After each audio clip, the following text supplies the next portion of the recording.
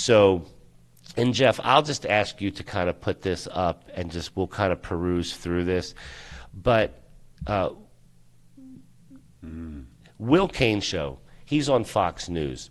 He interviewed, do you have the article real quick that we can kind of look at? And this is an article, and his name is Alex Berenson. And this op-ed or whatever, this opinion piece that he wrote is, I warned, can you go back up real quick again? I warned about cannabis danger 7 years ago, and nobody wanted to listen. So I wanted to just kind of show you guys the article, but what we're going to do is we're going to look at certain clips from this, and we'll just see what we think about it. Because, you know, they come pretty hard at cannabis, and, you know, then the excuse is, you know, what about alcohol? Why are you ignoring that? And then they want to say, well, you can't fight one argument by bringing up the dangers of another product, and that is That's true, fair. fair enough. So we've got some videos, and I don't know, Jeff, is there anything worthwhile in that article that you wanted to point out? All right, so why don't we pull up the first video? I think this is kind of an introduction to this segment. This is Will Cain. He does a pretty decent show on Fox. It's not your typical Fox show. It's a little different in the sense of its format. Obviously, you know, a lot of the same talking points and whatnot. But yeah, here's Will Cain. Robert Duvall. A peculiar thing has happened. More and more Americans are using THC. Are using marijuana. Which has THC. Suddenly, those who proclaimed it the mark of freedom are warning against the risks to your brain, to your mind, now of marijuana. All right, that's his opening. Okay. Marijuana has become so. Is Willie Nelson warning people? All right, we'll keep playing it. We'll see. Acceptable that almost everyone we know at some point uses THC. And that was encouraged in no small part by popular culture and in some parts science, medicine, and journalism. A few years ago, the New York Times wrote as an editorial, "Let states decide on marijuana." In that editorial at the time, they stated that there are no real noticeable evidentiary health risks to marijuana use. Okay. So if you don't let people use it, how are you going to know if it's bad for them? Yeah, so far he's not really making too much of a statement about anything yet. it's just talk without it's any a bunch detail. of, right. Yeah. So far. Okay. To admit that it has a problem with marijuana. Over 18 million Americans use THC more than 21 days a month, and there's increasing evidence that it has connections to psychosis, to mental health issues, and that is no surprise to my next guest, who has written about this, who's written a book entitled "Tell Your Children." But his book, that's a hell of a place to cut the video. But business, yeah. Okay, if you're an advocate of legalization of cocaine or cannabis or whatever drug is your favorite drug or whatever drug you think society should legalize, it's in your interest to pretend that all drugs are the same. Just as it was in Brando's interest or his political leanings to pretend that he wasn't any different than the CEO of General Motors, right? I'm just selling a product too. And these people in the drug, legalization world, again, whether it's for profit or nonprofits, they want to tell you that cocaine and caffeine are basically the same thing. They're both just stimulants. And, THC is just like alcohol. Well, it's not just like alcohol. And frankly, there's some ways in which it's less dangerous. Okay, let's stop here. Well, he's making up his own opinion because I don't think the average person thinks that. But here's what it was in response to. What it was in response to is Will Cain said, well, often in the conversation in defending cannabis, people will say, well, what about alcohol? Right. And I often say that because people who spend and put this under a microscope and want to bring up these very obscure scenarios, they're not, it's not the way it really is. I mean, these scenarios that he describes is not what we see when we talk to people. It's not what we see when we have people in here that we interview. Right. And so while I agree with him that you shouldn't use something else in comparison, I think you have to some degree make the comparison, because one gets completely ignored and socially acceptable, and one is put under the microscope and picked apart with tweezers. Right. No, I think it's. You I have to think look you're at it correct. fairly. Yeah, so that's what he was responding. So he was saying if you're a drug dealer, whatever the drug is, if you're a cocaine dealer, then of course you're going to say that another drug is worse than the one you do. I just think the argument's weak. Exactly. Yeah. Sometimes, and it was sort of low potency and a lot of work. And yes, you could get addicted to it. You could smoke a lot of it. You could use a lot of THC, but it really wasn't that easy to do. Now we're in a position where this very powerful chemical, THC, which is the active ingredient in cannabis, you can just vape it. You can go into a store, buy it, and vape it by the hundreds of milligrams in doses that would have been basically unthinkable a generation ago. And so or certainly 2 generations ago. It's progress. And he's looking at I say that is progress. What do you say? His argument is still kind of weak. Tell me. Now, I get it. If he has some serious points like psychosis, and if it's some, factual things behind it, I'm not down playing that. No, and nor am I down for real young people doing it, because we already know that doesn't really turn out that well. Yeah. Right. Now, he does. So beyond that, he's not really stating anything. Hang on, Jeff. Go ahead. Yeah, I kind of agree with what he's saying a little bit, in that everything that you can get a hold of nowadays is just so strong. Okay. That if you're a casual user, it can be very difficult to, to measure control your dosage. Yeah.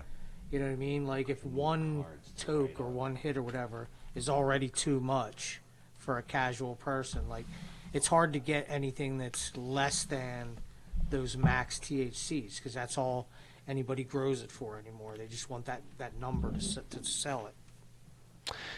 What do you think? Yeah. It's a good point. Yeah. You know what I mean? Everything's like 30, 33%. Like that's true for your casual person. It is, you but can't buy like mild stuff anymore. Like but 15% or something. Yeah, I mean, it's much harder to find. You're right, but at the same time, we also have talked much about the fact that you can get pretty fucked up off a much lower percentage of THC with some of the older shit. Yeah. So, yeah, go ahead and keep playing it. Alcohol wrecks your body in ways that it has to be one of the worst drugs for you physically, for your own body. Yep. Yes, there's no question that even moderate alcohol consumption, it can damage your liver, you gain weight. I would say that actually may be one reason that it has been accepted over the years, right? What do I mean by that? I mean that alcohol, you sort of have to, if you want to become an alcoholic, you have to push through that, or you have to push through the pain, the hangovers, the knowledge, the sure knowledge that your body is giving you that this is a problem. And I'm not going to say it's not, because I would agree with you. With cannabis, because there really isn't, a lot of physical symptoms. I mean, now with the super high potency stuff, you can get this what's called scromiting, this cannabinoid. There's not a huge price to pay for doing cannabis. To your point, that's right. There's not a big price. For moderate cannabis use, there's not a physical price to pay, and so if there's no physical price to pay, is it even fair to assume that there's no physical damage because it's a medicine? It's not a poison like alcohol? I'm trying to see where he's going with that. I mean, my problem with this is that, we're comparing very different things, but he wants to put them in the same realm. That's the part I'm not 100% with here. Here's the problem, right? Cannabis, some people don't like the high at all, but some people really like the high, particularly if they've started using when they're relatively young, and they use a lot. Okay, and so once you get out of that, the equivalent of the 1 or 2 drink a day paradigm, you have a real risk, if you're using, certainly when you're as a teenager, of developing a permanent psychotic disorder. Now, that's the worst thing I think that can happen to basically anybody in life. All right. It is devastating for the person. It's devastating for your family. I'm not saying that there's a 50% risk or a 10% risk of that happening, but you are probably tripling, possibly even quadrupling or quintupling your risk. It might go from, might just making up numbers. Might 1% to 5%. These numbers sound small, but the consequences are devastating. Okay, so psychosis. So he doesn't know the exact percentages, but he knows that it's a very big risk. I mean, when people want something to fit in their narrative, they go out of their way to sell it. To sell it, to make it fit, to use the language to make you feel like, they're confident in what they're saying. He's saying but he did a poor job because he doesn't know his information. Right. Well, I mean, it could double it, it could triple it, it could half it. Absolutely. As far as you know. It could cut it down by a quarter. I think that clip really did show the fact that he's reaching in terms of the comparison that he's making. Yeah. Now, as far as the point in terms of kids and developmental issues, I don't think anybody here is going to debate that. I don't think anyone here is going to debate that or tell you that we think that that's wrong, because we don't. We think it's right. Think it's right. To harm the kids, yeah. But a lot of kids smoked weed over the years. It turned out just fine, and so I don't know. Everybody's different, but that's not an argument that I'm going to take on, because I think there's plenty of studies that say that. So I may ask you, are you okay? Am I okay? Yeah. I don't know. I mean, there's something wrong with me sometimes, man. All right, we'll keep playing. Exaggerating all this other stuff. Wouldn't disagree about this. Cannabis ruins motivation for a lot of people. It makes them apathetic. It messes with their memory. And I know multiple people. Okay, I think we heard it. He's really who just went to college. They started to use pretty heavily, and now it's 10 or 20 or 30 years later even, and their lives are sort of stuck. They never got married. They worked, and then they stopped working. Maybe they worked He's again. not getting but really, it their either. lives are built around cannabis and THC in a way that if it were any other drug, someone would come to them and say, you have a really, really big problem here. You need to start living. And they don't.